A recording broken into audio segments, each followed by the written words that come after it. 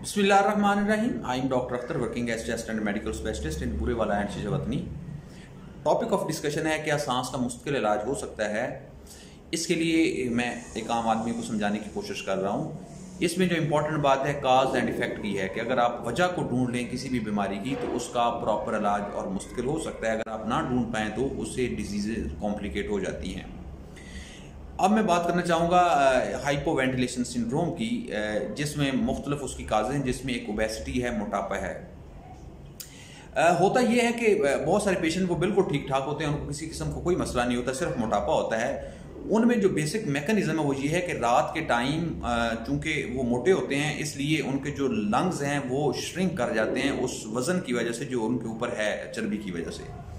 तो इस तरह के पेशेंट रात के टाइम प्रॉपर वेंटिलेट नहीं कर सकते, प्रॉपर उनका ऑक्सीजन का लेवल मेंटेन नहीं हो सकता। जब वो नहीं हो सकता तो उसकी वजह से प्रॉब्लम होते हैं इस तरह के पेशेंट्स को कि CO2 यानी जो फाजल मादा जिस्म का वो फेफड़ों में इकट्ठा होना शुरू हो जाता है, ऑक्सीजन का लेवल ड्रॉप करना शुरू हो जाता है और उसकी वजह से जो पेशेंट है दिन के टाइम एक तो उनको खुनूदगी रहती है जो कि OSA ऑब्स्ट्रक्टिव स्लीप एपनिया एक अलहदा एक वीडियो में मैं तफसील में बता चुका हूँ।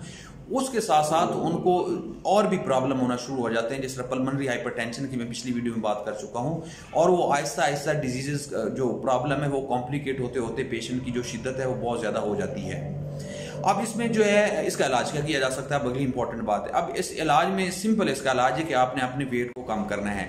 अगर आप पेशेंट वेट कम कर ले तो उसका काफ़ी हद तक जो है वो प्रॉब्लम ठीक हो सकता है। ये जो सांस का भी है उसका प्रॉब्लम ठीक हो जाएगा और उससे जो फर्दर कॉम्प्लिकेशन हो रही थी पल्मोनरी हाइपरटेंशन की, जो उसकी सांस की नालियों में जो खून की नालियाँ सप्लाई करती हैं उनका जो प्रेशर बढ़ रहा था वो भी काफ़ी हद तक वापस आ जाता है, ये सेटल हो जाता है। लेकिन अगर आप इसकी काज को ठीक ना करें यानी ओबेसिटी को ठीक ना करें और सिर्फ सांस को ठीक करने की कोशिश करें तो इस तरह के केसेस में सांस का मसला जो है वो ठीक नहीं होता, वो फिर टाइम पास करना पड़ता है, बल्कि उससे डिजीज़ फर्दर कॉम्प्लिकेट होती है और एक लिमिट पे जाके हमें एक नॉन इन्वेजिव वेंटिलेशन कहते हैं एक मशीन लगानी पड़ती है उसको प्रॉपर सांस उसका लेवल मेंटेन करने के लिए। तो अगर ब्रीफली आखिर में एक मैसेज दिया जाए एक आम आदमी के लिए इसमें ये है कि अगर आप ओबीज हैं, ओबेसिटी है आपको या किसी रिश्तेदार को, और पहले वो बिल्कुल ठीक ठाक था लेकिन कुछ महीनों से कुछ सालों से आपको आहिस्ता आहिस्ता सांस का मसला ज़्यादा हो रहा है, तो इसमें आपने लाजमी इस फैक्टर को देखना है कि सिंपल ओबेसिटी आपका मसला हो सकती है जिसकी वजह से आपका CO2 यानी एक फाजल मादा अंदर जमा हो रहा है, ऑक्सीजन पूरी नहीं हो रही, उसकी वजह से आपका प्रेशर जो खून की नालियों का है वो लंग्स में बढ़ रहा है और उससे आपको सांस के मसाइल हो रहे हैं। उसका सिंपल हल ये है कि आपने अपना वजन को कम करना है और वजन कम करने के लिए अलहदा वीडियो आप वो देख लें, उसमें तफसील से बताया किस तरह आप कम कर सकते हैं। आप अपना वजन कम करें, उससे आपके ये तमाम मसाइल हल हो जाएंगे और उससे आपका ये मुश्किल एक दूसरे लफ्ज़ों में सांस का मुश्किल इलाज हो सकता है। अगर आप ये नहीं करेंगे, इस वजन कम नहीं करेंगे तो फिर ये टाइम पास है, जो मर्जी आप मेडिसिन लेते रहें और कुछ केसेस में तो फजूल में मेडिसिन ली जाती है जिस तरह डेक्सा का इंजेक्शन, नेबुलाइज, तो इसमें किसी किस्म का कोई फ़ायदा नहीं होना जब तक आप उस बेसिक काज को ठीक ना करें।